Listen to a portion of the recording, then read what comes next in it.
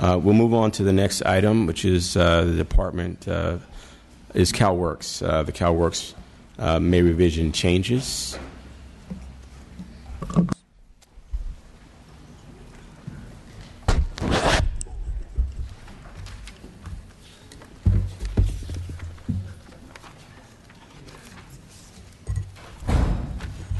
Thank you. If you would introduce yourself, and then as has been our practice this year, I've asked all presenters just to give us the kind of high-level overview so that we can make it through all the items on the agenda. The members have had a chance to read most of it, and so if you could just give us a high-level overview, and we'll move on to questions. Thank you. Thank you. Good morning. Todd Bland, Deputy Director of the Welfare to Work Division at the California Department of Social Services. Pleasure to be with you this morning. Your agenda begins in the CalWorks area with the federal immigration reform impact issue. Essentially, what we have here is the potential impact on CalWorks and CalFresh and other programs that are actually outside my division from the President's action on deferred action. Deferred action creates an opportunity to create stability for families by their ability and adults to work, and essentially this budget proposal allows for a greater take-up rate of CalWorks and CalFresh. That is what is before you. It's just a revised estimate of that. I believe later we'll be speaking of the administration's proposal for $5 million, but that's going to come up separately. Is that it for the presentation? Anything else? You can proceed. That's the high-level presentation. We like that. Unless there's more questions. Did you want to move into the welfare to work portion? You want to go through all three? Sure. On the 24-month clock, essentially what we have before you is a technical revision. The policy is unchanged and the methodology is unchanged. What has changed is the dollar amount and the data. In January, the budget presented the 24-month clock. Essentially, this is the flexible time period when clients do not need to meet the federal requirements. Afterwards, they do unless they get an extension. What we presented in January budget used data from our older 48-month clock. By the time of our hearing, when we met with you in February or March, around that time, we had a little bit better data, and we had data from the 24-month clock. However, since then, we have been able to further refine that data, properly accounting for sanction cases, cases that have gotten exemptions, cases essentially where their clocks are not running. So based on all that, we have re-refined the estimate, and our current estimate is at the end of the upcoming fiscal year in 2015-16, about 1,000 clients will have reached the 24-month clock end, will not have received an extension, and will not have been able to make the adjustment, and would have a grant reduction. And essentially the budget it reflects a reduction in savings because essentially we had formerly predicted about 4,000 families would have had the grant reduction caseload. Instead, it's going to be a fiscal year average of 600. I spoke of the end year because I think that is what you were focusing on. It's the difference between the 1,000 and the 600. Because of that, our savings have fallen from about $6 million to closer to $1 million. Would you also continue on to the CalWorks non-MOE long-term sanction and the related proposals that follow? Thank you. Sure. The proposal to essentially this is a budget proposal to align with actions we've already taken. As we've discussed before with the committee, the state faces a federal requirement to meet a work participation rate of 50%. This year, federal fiscal year 15, is a critical year in that unless we meet that 50% rate, we will be subject to penalties in the hundreds of millions of dollars. We've discussed with the committee many times a lot of the different actions we've taken, such as subsidized employment, our new WINS program. But one final piece to give us even greater movement on WPR was to take long-term sanction cases and move them essentially to a non-MOE, non-TANF source. This essentially takes them out of the calculation. They are no longer part of neither the numerator or the denominator. Since they come out of the denominator, it actually raises our percentage by about 1.6% when fully implemented. Our counties worked diligently to do this back in March, so we're going to get about a 7-month impact this year essentially the budget does two things. It properly aligns the funding as non-MOE funding and the associated freed up TANF funding along with that. It also we also have trailer bill to essentially align the child support rules. When we move these families out of when they leave the federal program, which is called Temporary Assistance for Needy Families, when we move them outside, they're no longer subject to child support rules. And under federal law, they're entitled to their child support rather than having it be used for recoupment. Just as we did a year ago, we're proposing trailer bill to essentially take this population and allow them to keep their child support.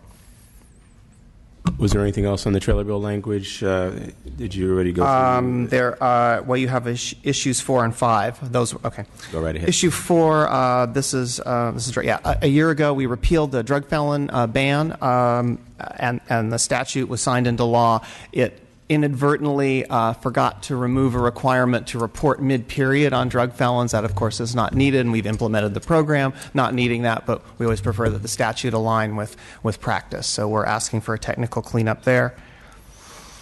And finally, on the housing support program, again, I would largely characterize the trailer bill as aligning with our current practice. The most substantive change in that trailer bill proposal is to allow clients who leave CalWORKs. They've received they've received a housing subsidy or housing support, and perhaps that might run for 3, 6, 9 months or with a check-in. Counties are operating that in different ways. What we wanted to do was if the client, because of the stability of that housing placement, was able to then perhaps get a job and income off of CalWORKs, we didn't want to then pull back the housing support. So our trailer bill basically says that the clients can maintain that even if they've left CalWORKs. A strict reading of the law would say that they had to be on CalWORKs to receive it, although policies like this are in place. It's sort of like the way we operate some of the subsidized employment, that if they leave, we allow them to sort of stay with that placement, stay with the housing assistance. That's the most substantive piece. There are some other elements to it, but mostly just clarifying current practice. We always want to be able to say yes to our innovative counties who are working so hard to make this program a success. Thank you for that, and thank you for saying yes to innovation. Anything from finance? Anything from the LAO's office? Thank you, Mr. Chair. Ryan Woolsey with the LAO. I'll first give some high-level comments that our office has put out relative to the funding assumed in the May revision for the potential implementation of the President's actions on immigration. At a high level, as we've stated in the past, there is a significant amount of uncertainty about when those executive actions would be implemented given ongoing legal proceedings. Beyond that, were they to be implemented, there's significant uncertainty about what program take-up would be like. And as a result, we believe that the administration's overall estimate of funding needed to implement those executive actions may be overstated. We recommend that the legislature weigh the risk that there could be additional costs associated with the implementation of the executive actions against the cost of allocating these resources and not being able to use them for other legislative priorities. To the extent that the legislature does include funding for the caseload effect of the implementation of the executive actions, we would recommend that the legislature require Department of Social Services to come back with a revised estimate that reflects a longer phase-in period for the affected caseloads, which we think would be more reasonable and reflective of what would actually take place. The other comment I'll make is we have made an effort to closely examine the administration's caseload estimates in the May revision, and we'll say that first, caseload estimates are always uncertain. The administration estimates that the CalWORKs caseload will continue to decline in the budget year, and we think that's reasonable.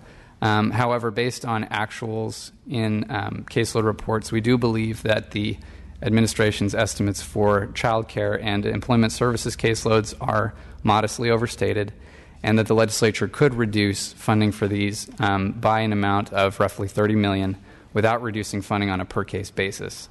The legislature could, of course, choose to leave those funds in the single allocation, which counties receive and can flexibly use for services to CalWORKs recipients, and this could potentially be used to fund such programs as family stabilization, for which there is actually no services allocation in the budget.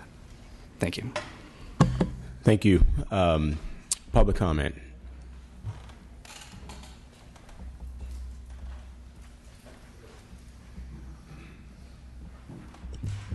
Thank you, Chair and members. Angela Pontus representing Sacramento County. We're in strong support of the Housing Support Program funding. Thank you. Mr. Chair, Mike Carroll with the Western Center on Law and Poverty again. Our comment on this section is really more about the 24-month clock, the SB 1041 implementation issues. We're frankly gratified and relieved a little bit that the numbers that the department has presented are lower in terms of who would go into the TANF clock. We continue to worry, however, in a letter that we have written to you previously about the elevated sanction level of the families who do go into this program. We have asked for a suspension of the beginning of the TANF clock so that we can determine and figure out alternatives to preventing the high number of sanctions that would occur to these families.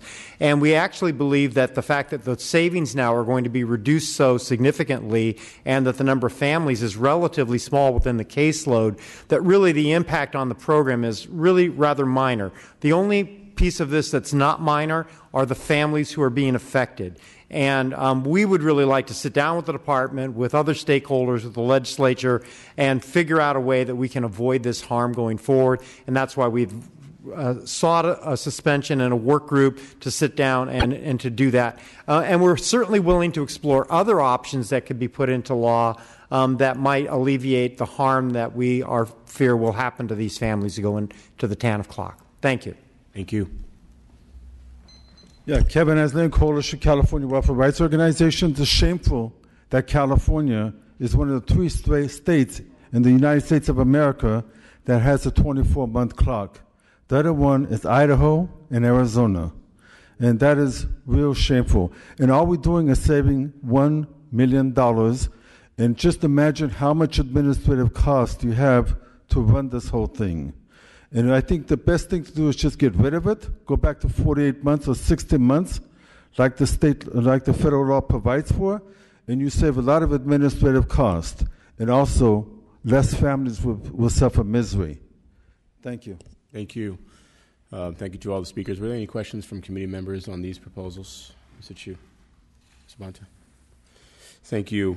Let us move on to the next issue, DAPA and DACA legal service funding. Mr. Black, will you be presenting those?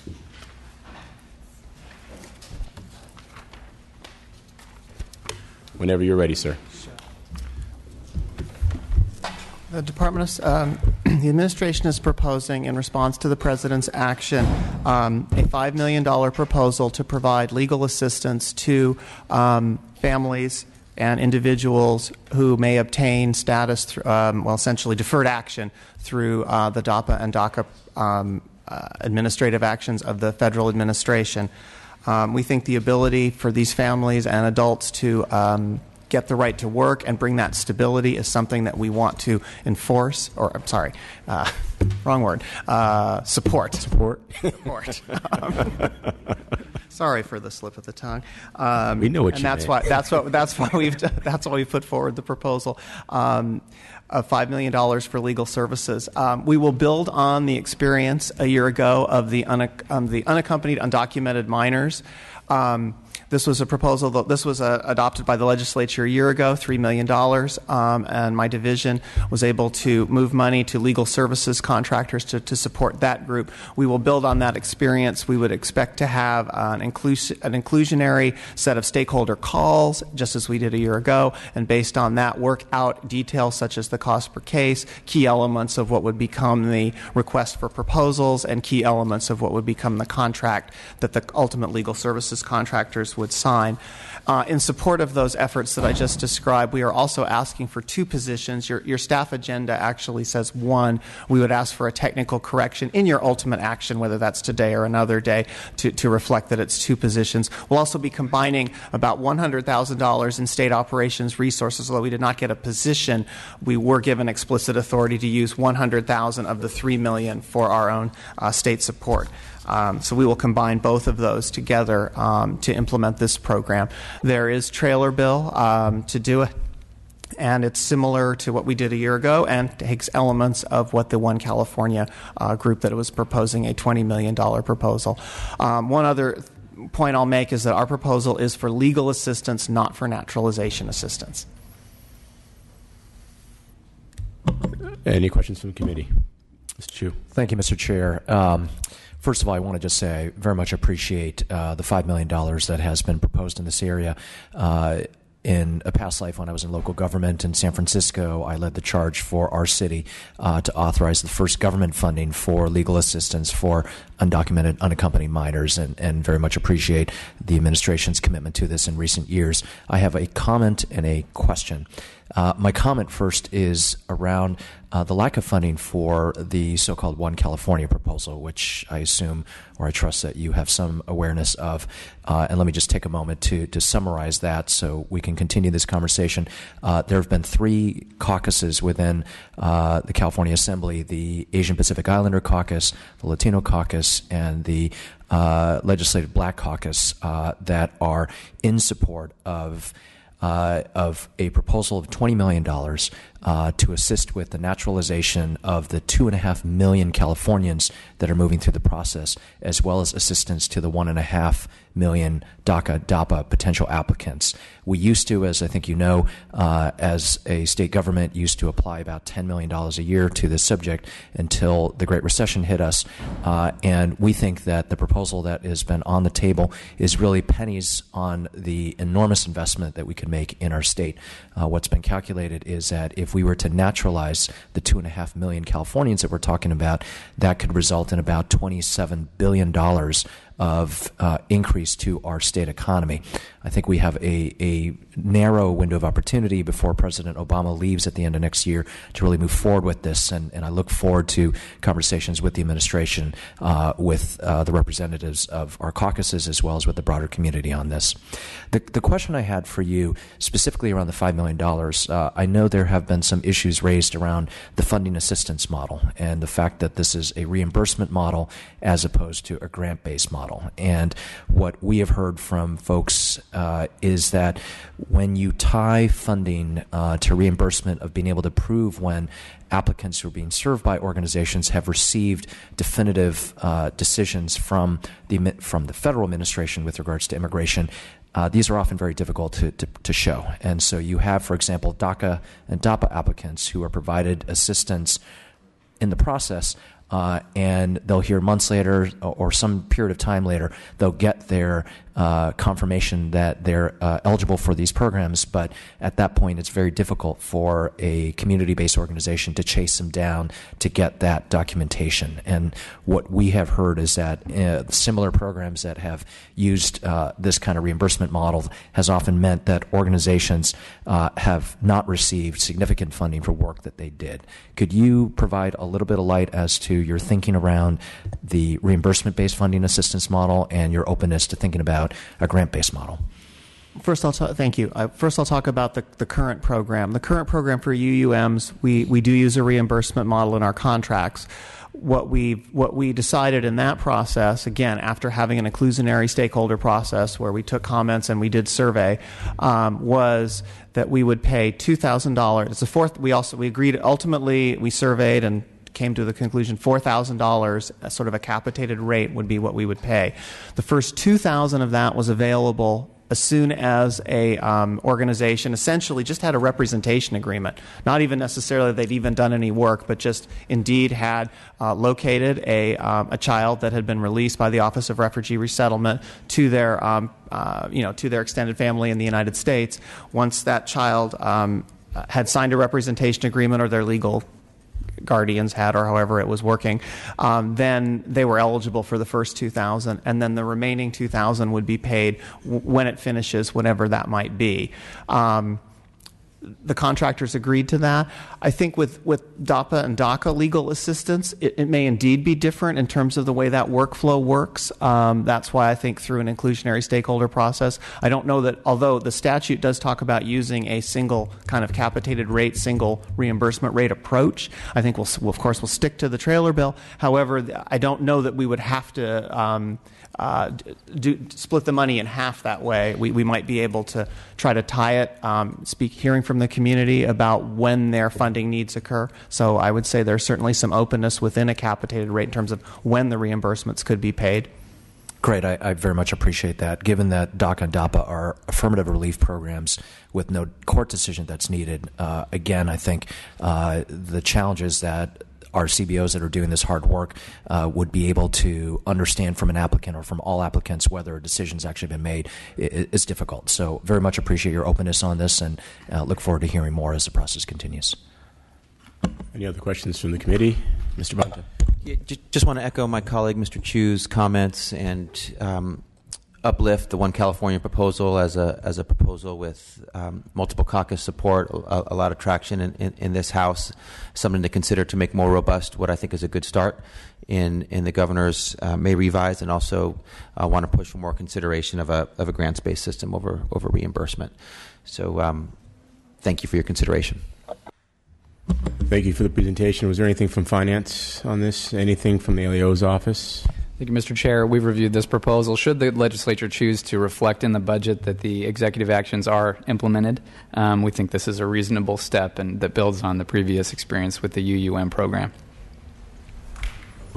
Thank you, and I want to thank my colleagues for their advocacy for the proposal as stated to meet needs around naturalization.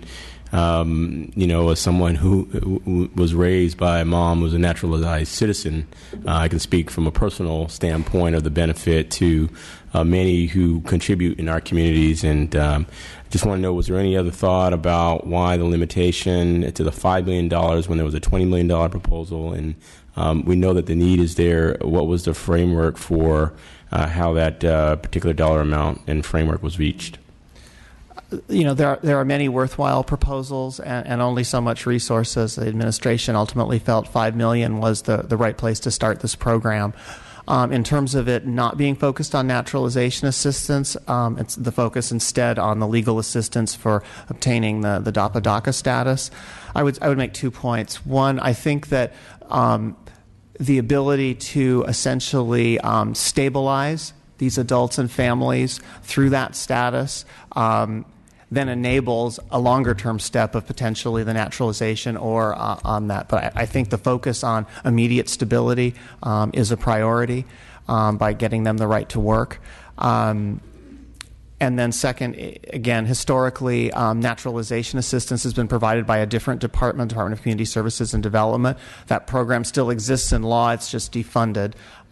If the legislature wishes to provide funding for that, that might be an appropriate place to put it. Of course, it would be subject to available resources and discussions with the governor and the leadership. We shall see. Thank you. Let's hear from the speakers.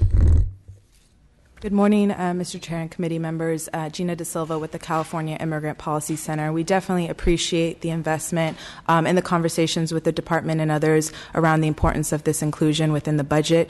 We do echo the concerns of some of the committee members around the funding model with regards to reimbursements versus grants. We want to make sure that we're not stretching the capacity of organizations that are already facing an overwhelming need with regards to community members that may be eligible. Also, education and outreach is not included in this investment, and we know that with a diverse landscape of immigrant communities, with AB 60 driver's licenses cover California, successful enrollment and implementation is really tied to culturally appropriate education and outreach. Otherwise, we may leave out, we have Asian Pacific Islander communities, we have indigenous Mexican communities, we have communities of immigrant communities of African descent as well. We want to make sure that education outreach is also focused on them and linking them to the services so that they are not left out of implementation, as we've seen through the 2012 version of DACA. Also with regards to naturalization, that is something that we've definitely advocated for over the years since it was defunded. We do feel that citizenship and deferred action do go hand in hand. The process is similar with the same agency processing as residency requirements, other type of paperwork that is required to go through the process. A lot of these organizations are doing the same work. A lot of them are working on naturalization. They're also working on deferred action, and the proposal that the department mentioned, the One California proposal, actually really is built on the lessons learned around the Naturalization Services Program and kind of where that department is right now and where we feel that this proposal could really have a strong investment from the state and really maximizing impact so that we are continuing to see community members apply for these programs and not being left out as we've seen over the past couple of years. So we just thank the committee for their time and hope that they can support this at the full expansion of the proposal. Thank you. Good morning, Mr. Chair and members of the committee. I'm Santosh Siram Santana, representing the California Asian and Pacific Islander Budget Partnership. And while we are appreciative that our stakeholder proposal was included, or elements of it was included in the May revise, we believe that there are three key elements that are missing that would really make the implementation of immigrant integration fully robust. And if they're not included, we doubt that they would be successful. And Assemblymember Chu really touched on that education and outreach, you've heard my colleagues speak, is really vital to linking our immigrant communities to those legal services. But what wasn't said was that it becomes even more vital for our immigrant Asian population. There's no one universal language. There's actually many languages. And the research has indicated that Asian communities actually have a really low participation rate in taking up DACA. And the research points to that it's because of the linguistic barriers. And this community really needs a more targeted and direct outreach and education to really bring them into taking up this federal relief. And without it, we really believe the immigrant Asian community would be left behind. And that does not fully support immigrant integration and the fabric of our immigrant communities here in California. And so we would ask that the proposal that the Assembly puts forth is more robust and thoughtful and inclusive of all of our communities. Thank you. Thank you. Hi, good morning. My name is Joseph Vigela with Chairla, the Coalition for Humane Immigrant Rights of Los Angeles. I want to echo the comments of my colleagues as it relates to the three main items. The first is the model system of reimbursement versus direct grant. Just to give you a sense of what's the problem, we have DACA recipients that are doing the renewal, and some of them are taking a little bit more time than what is expected. The administration indicated that it was 4 months. We have some cases that are taking about 6 months, and that's due to some issues at the federal level. And we have highlighted that issue with the administration. So there has been some renewals of DACA recipients that are taking 2 more extra months that were expected. So that's a big issue for us as it relates to the model system of reimbursements versus a grant. The second option is the second item is in regards to outreach and education. It is very extreme important for our immigrant communities to know first that they qualify, but the second the requirements that are that they need to meet in order to qualify for DACA. So the way that some legal services are doing the outreach is do some sort of an assembly line. First, make sure that people understand that they qualify. The second outreach is to make sure that they understand what type of documents are needed. And then the third one is to make sure to do the review of the documents before an attorney actually sees the case and then submits the application. That's the best way of use of the time of an attorney. And then make sure that we do a lot of outreach. And the last thing goes to while we appreciate governor's position as it relates to making sure that we invest in DACA and DAPA, we're still concerned that there was no dollars included for citizenship. In our perception, that's something that the only protection that folks have as it relates to deportation is citizenship. Even legal permanent residents are in risk of deportation, and that's why citizenship is not only good for the economy, but it's also a full protection for them. Thank you. Thank you. Sandra Palacios with the California Catholic Conference and also representing Catholic Charities of California. We'd like to, although we're very appreciative of the $5 million that was included in the budget for DACA and DAPA, we'd like to see an expansion of that to include naturalization.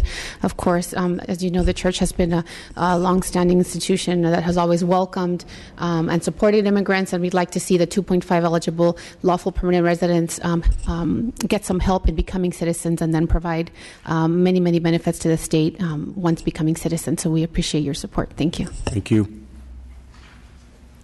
Good morning, Chairman, members of the committee. Noet Baramo, representing California Rural Legal Assistance Foundation, in support of the One California proposal for $20 million for naturalization expanded DACA DAPA. We appreciate the administration's funding of or proposal for $5 million for deferred action. And we recognize that given the impact of the drought, there are farm workers who are left out because they're undocumented. This will give them an opportunity to get work authorization and get some temporary residence. So that's key. But we need to be more robust and include the outreach and education piece, because there are many farm workers who are indigenous to Mexico and speak a language other than Spanish. And we're talking about languages that are not written down. So it's crucial to do the outreach and education piece to those communities as well. So we need to have the application assistance to include the legal services and the outreach and education piece, so there's a seamless process. And so we believe that in having that $20 million will go a long ways toward addressing the needs in our community. It doesn't end it, but it's a significant beginning. And we also ask for the naturalization part. As an organization, CRLA Foundation has been doing naturalization assistance for over 30 years, and we would like to continue that because that's a vital need. There are people waiting in line for this service. Thank you very much. Thank you. Good morning, Mr. Chair and committee members. Ronald Coleman with the California Immigrant Policy Center on behalf of the Having Our Say Coalition and also the Health and Human Services Network. We also support funding the complete proposal, One California, up to $20 million. We certainly believe that naturalization must be included in the proposal given the 2.48 million folks who are eligible to naturalize in the state and the many benefits that can come to them. We also don't want to divorce education and outreach from the legal services for the DACA and DAPA population. It is very crucial that we reach key populations in ensuring that we can get as many people through the pipeline and approve for DACA or DAPA as possible. Certainly, as we've heard earlier, there are key communities that are often left out in this outreach. The Black Alliance for Just Immigration does a lot of great work in the Bay Area in Los Angeles, reaching out to immigrants of African descent, and often this community is left out and forgotten. And with deportations, Black immigrants who are undocumented are 5 times more likely to be deported than their Latino or API counterparts. So it's really important to get these folks through the pipeline and make sure that we can do the education and outreach that's necessary to ensure that they are approved for that.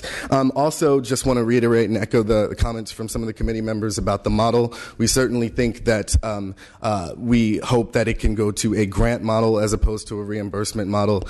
Certainly, legal services organizations who were involved in the UUM and other legal services organizations hold themselves out to have clients who are low income and able to take on that type of caseload, whereas community-based organizations are often not able to do that. We really want to make sure people can staff up, expand capacity, and really meet the need of community members moving forward. Thank you. Thank you.